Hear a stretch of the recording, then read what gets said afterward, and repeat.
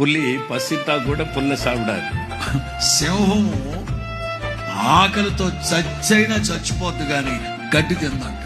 ஆனா இயேசு ஆட்சி பண்ணும்போது புலியும் புல்லை தான் சாப்பிடும். కానీ యేసు క్రీస్తు రాజ్య పాలన చేసేటప్పుడు సింహం సహితం పచ్చగడ్డి తింటారు.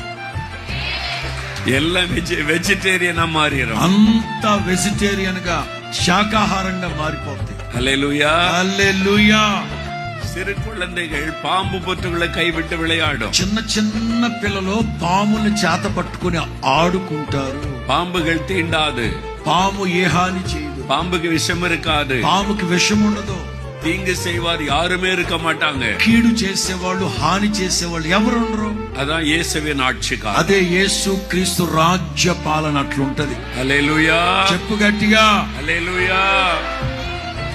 அதுக்குதான் ஆண்டவர் நம்ம ஆயத்தப்படுத்தி கொண்டிருக்கிறார். అందుకే యేసు క్రీస్తు సిద్ధపడండి అని మనల్ని సిద్ధపరుస్తున్నారు వాక్యం ద్వారా.